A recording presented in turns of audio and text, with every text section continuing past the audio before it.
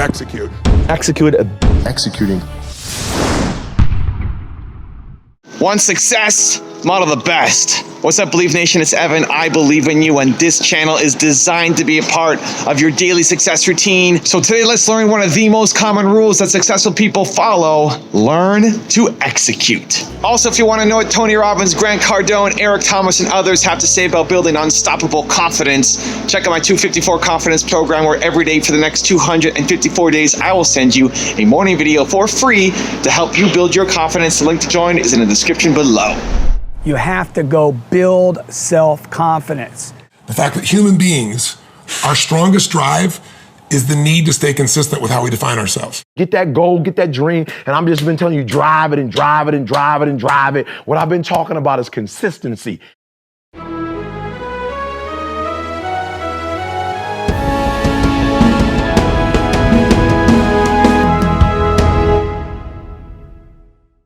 The number one reason businesses fail is the inability to sell products in quantities great enough and at margins high enough. That is the only reason you will fail. You take too long to go from the idea to selling enough products, volume at margins high enough. Do that, learn to do that, and you can make any dream a reality, okay? I want to help the world. This is not taught in schools. There's 8 billion people on this planet, and there's no shortage of information. How many of you heard this before? Knowledge is power. Then why are so many people suffering? Why are so many people suffering? No, they ain't stupid, man. We have more information available to us today than at any time in the history of the world. We got too much information at this point. You got too much information and not enough action. You get on an airplane, what's the first thing they say? If we get into trouble, mask will come down, oxygen's there, and the first thing you gotta do is put it on your kid, right? No, why? Who do they tell you to put it on? Yourself, you selfish bastard. What's the deal here, right? But it's because if we don't take care of ourselves, we can't take care of them. So for leaders, what I always tell them is, it's you first. It starts with you, and it starts with your psychology. 80% of growing a business, if you look at what the chokehold is on a business, it's always the leader, and 80% of that chokehold is the psychology, and 20% is the mechanics. I mean, people in this room know the mechanics and strategies beyond what anybody on earth knows in their category, so it's really about you being in the state where you execute. It's like I always tell people, knowledge is not power, it's total BS. Knowledge is potential power. Execution trumps knowledge every day of the week, and so my life is, how do you get yourself to execute? And execution comes from learning to put yourself in that right state every day. Most people, they let the ego get in the way of success. It's very easy. You notice people say, I know that. Well, you don't know shit. You do not know it. How do you know when you know something? If you don't live it, you don't know it. So those 3 words are very, very dangerous, and they destroy your potential. They destroy your success. Why? Because the minute you say, I know that, your brain shuts down. You're not listening anymore. And you're like, okay, I know that. I don't need to listen any further. You're not paying attention. So what, you know it. So what that you know it. It's not about knowing it. I could tell you this, I am not an original thinker. Let me just tell it to the whole world. I am not an original thinker. There's nothing new about what I do.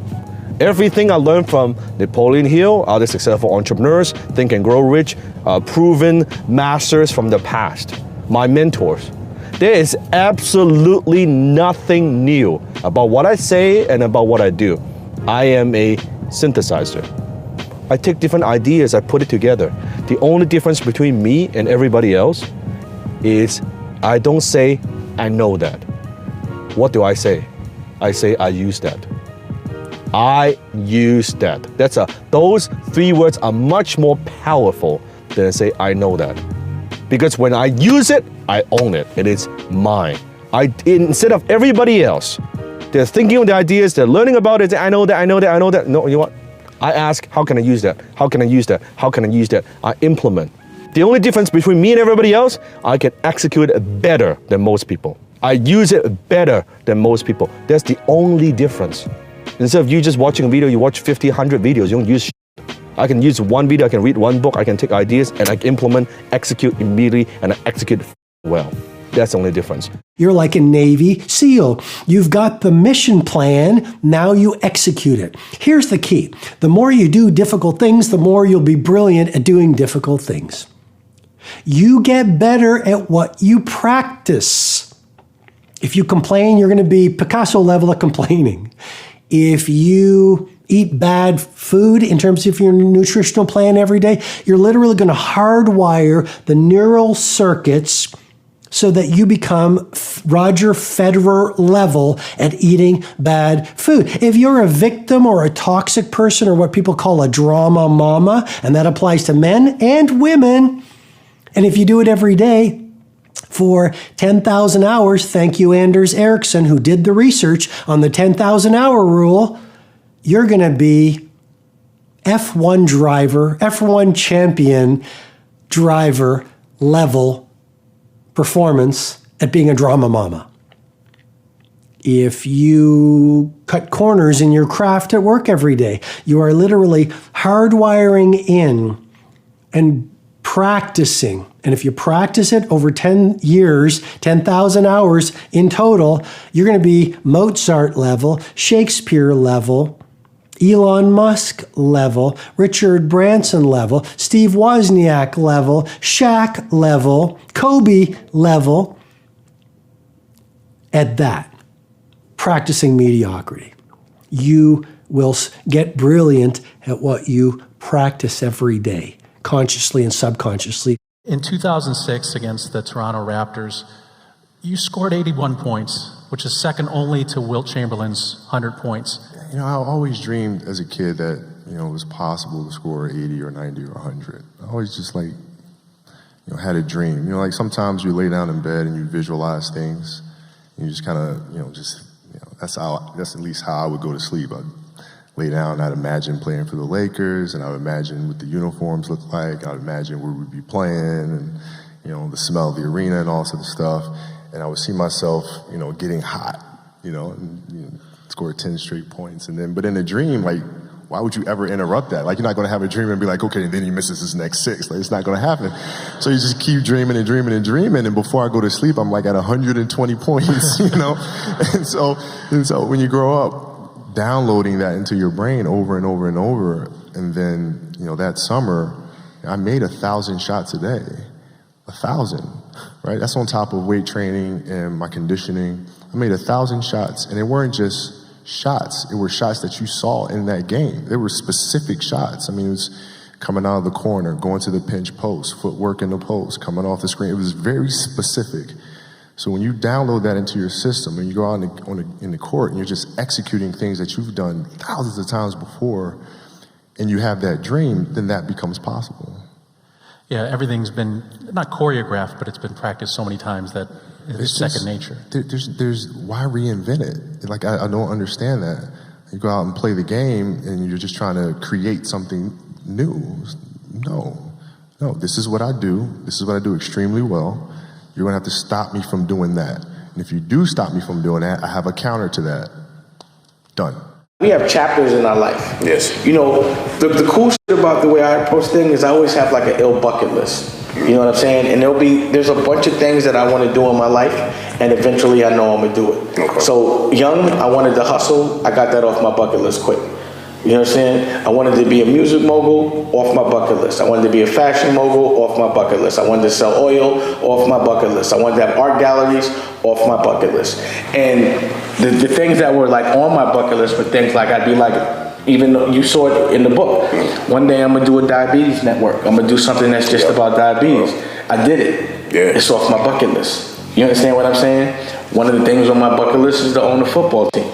One of my things on my bucket list is to have a network, you know, a real channel, to have a hotel. So there's always like a chapter in my life where I attack that bucket list. One of the things on our bucket list is to grow land. You understand what I'm saying? And to be able to have a farm. And I was trying to grow cotton, make the clothes from the cotton and be completely vertical. Right. That's what we were trying to do in North Carolina. When things go wrong, they always seem to happen at once, and they just compound on top of each other. And it's pretty easy sometimes to feel beaten when you're faced with all those issues and all those problems, and they all hit you at the same time. But let me tell you, that doesn't mean give up. In fact, it means the opposite. It means it's time for you to fight harder, to dig in. It means it's time for you to go on the warpath. And that starts with one of the fundamental laws of combat leadership: prioritize and execute. What's the biggest problem? What's causing the most stress? Family? Okay. Sit them down. Explain where you are at. Be blunt, be upfront, and then give them the simple plan of how you're going to get things back on track. Don't sugarcoat it. You give it to them straight. Next, you got some late payments. Call those creditors up. Explain to them what's going on. Set up some kind of a minimum payment plan so you can start making some progress and get them off your back. And then you got your job, right? You're falling behind at work. Okay, talk to your boss. Face it. Tell him that you're going to step up your game. Tell him you're going to be at work early, you're going to be at work late, you're going to be at work during lunch, you're going to be wherever you need to be whenever he needs you to be there. Tell him you're going to get after it. And tell him that you're 100% committed to supporting him and the company and the mission. And then you get started. It's easy to have ideas. It's very hard to turn an idea into a successful product. There are a lot of steps in between, and it takes persistence, relentlessness. So I always tell people who are, who think they want to be entrepreneurs, you need a combination of stubborn relentlessness and flexibility. And you have to know when to be which. And basically, you need to be stubborn on your vision, because otherwise it'll be too easy to give up. But you need to be very flexible on the details, because as you go along pursuing your vision, you'll find that some of your preconceptions were wrong, and you're going to need to be able to change those things. So I think taking an idea successfully all the way to the market and turning it into a real product that people care about and that really improves people's lives is a lot of hard work.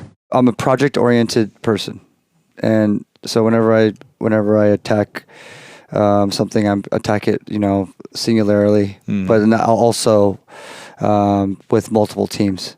So obviously I can't do all this I'm doing alone, Right. But I need to focus on one project at a time and see a beginning and an end.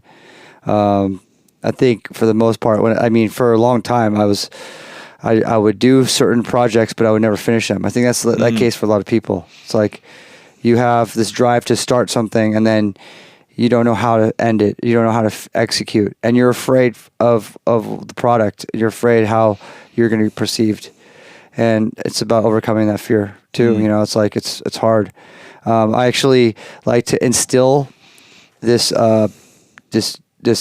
execution part of starting and ending a project with my team. All right, guys, I've been watching the Olympics, I've been watching the Olympics, right? And my favorite part, track and field. Nope, I'm not talking about Usain Bolt. Nope, we ain't on that. Nope, I'm talking about the false starts, I love it, You say, E.T., the false starts, because I'm tired of people asking me, E, why you so passionate? I'm tired of people saying, E.T., why you so loud? E.T., why you aggressive? Why? Because the real world, the real world is like track and field. And I don't know if you've been watching or if you paid attention, but you get one false start. Yep, that's it, guys. You get one false start, that's it. Like, you don't get a second chance. And what I love about these Olympics, we're gonna show it to you. What I love about these Olympics is one false start, you out. That's right, you've been working for 4 straight years, you out.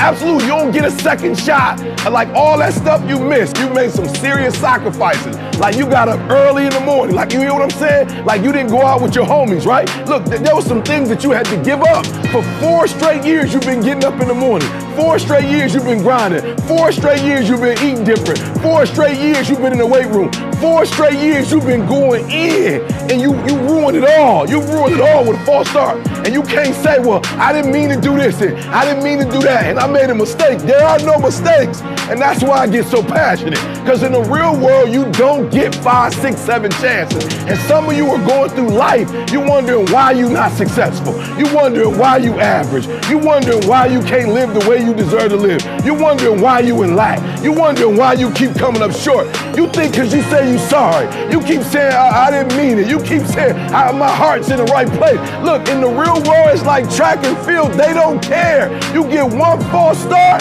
boom, and you out.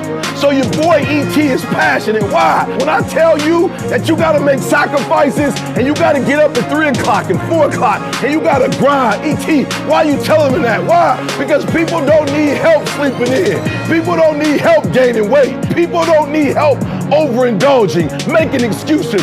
People don't need help hitting the snooze button. People need help making sacrifices. So it's your boy E.T. telling you, look, I'm not saying it's gonna be easy. I didn't make up the rules. I'm not saying you don't need a 3rd or 4th chance. I didn't make up the rules, but what I'm telling you is life is like track and field in Rio. You don't always get another one. You don't always get a 2nd one. You don't always get a 3rd one. You don't always get a 4th one. Yep, it's tough, it's hard. Listen to me, if it was easy to stay focused on that starting line, everybody would do it. If it was easy to jump off with a great start, everybody would do it. I'm not telling you it's gonna be easy to get up at 3 o'clock in the morning. I'm not telling you it's gonna be easy to sacrifice. I'm not telling you it's gonna be easy to grind. I'm not telling you it's going to be easy, but I can tell you this, it will be worth the sacrifice if you can grind your way through it. So like Usain Bolt, no excuses, just adjustments. Execute, my friend, execute. All right, I've got a special bonus clip with Naveen Jain on how to execute that I think you're really going to enjoy. But before that, it's time for the 3-point landing questions. Time to move from just watching another video to taking action in your life or business. And if you're feeling bold, leave your answers in the comments below. Here we go. Question number 1, what do you need to do a better job executing on? Number 2, what are 2 24-hour and 7-day goals for yourself? And number 3, who can help hold you accountable to achieving those goals? Well, the last and the most valuable lesson as an entrepreneur I learned was about the value of execution. Way too many people spend too much time thinking about the vision. We are taught that you have to build a better mousetrap. Every venture capitalist will tell you that to be a successful entrepreneur, you need a breakthrough innovation. Well, you have to assume none of us, or at least most of us, are not the smartest people in the world. There are lots and lots of great inventors out there. How are we going to be the person who's going to always build a better mousetrap? Well, to be successful, you don't have to build a better mousetrap. You just have to build a different mousetrap. And as long as you are executing well, the business always comes down to block and tackle. It's not about the great vision, it's always about the great execution. And you can always succeed by out-executing your competitors, not necessarily having the best product in the marketplace. And I think the Microsoft is a great example where they took a same product that other people may have had, but they executed substantially better, and today they're the market leader in the industry. If you like this video and want to learn how to get disciplined for yourself, check out the video right there next to me. I think you'll enjoy it. Continue to believe, and I'll see you there. Discipline. Discipline. Discipline. Discipline. Discipline. Discipline. Discipline. Discipline. Discipline. Discipline.